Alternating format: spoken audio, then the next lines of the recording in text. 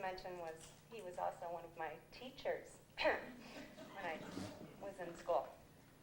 And so was Dave, and so was Mr. Witness.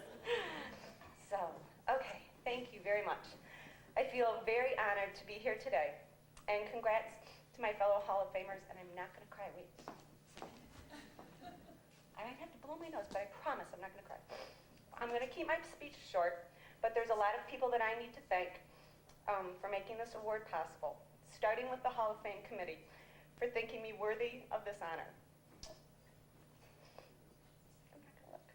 My mom and dad, who were always there for me, to support me, coming to all those track meets in the best of weather, and making dinner and keeping it warm no matter when I was going to get home, and washing those uniforms. At that point were sweatpants and those lovely polyester shorts and very flattering shirts that went with them. Yeah, keeping those clean and looking good was a feat unto itself.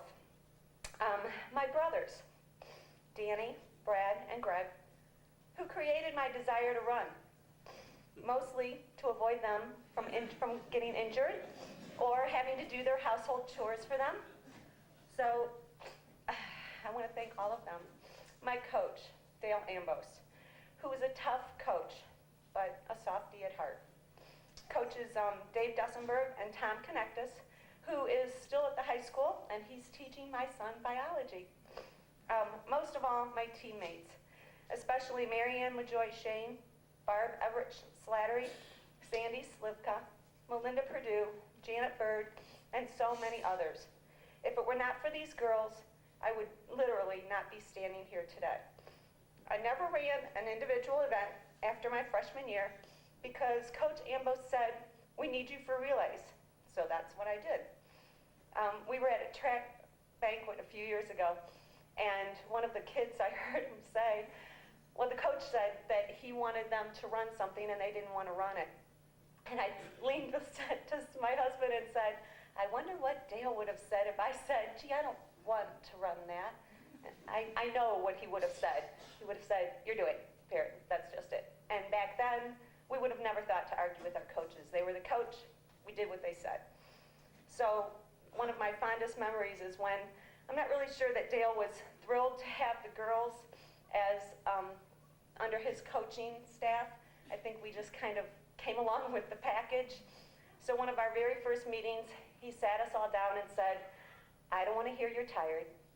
I don't want to hear that you're hurt.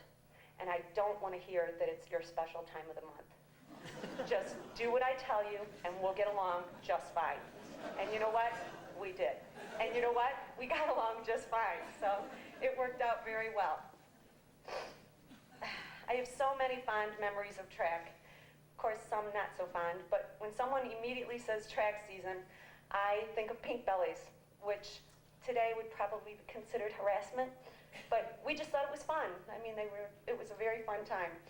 But pans and pans of Jell-O jigglers, braiding our hair, being thrilled to run on an all-weather track because we didn't have one, and of course winning.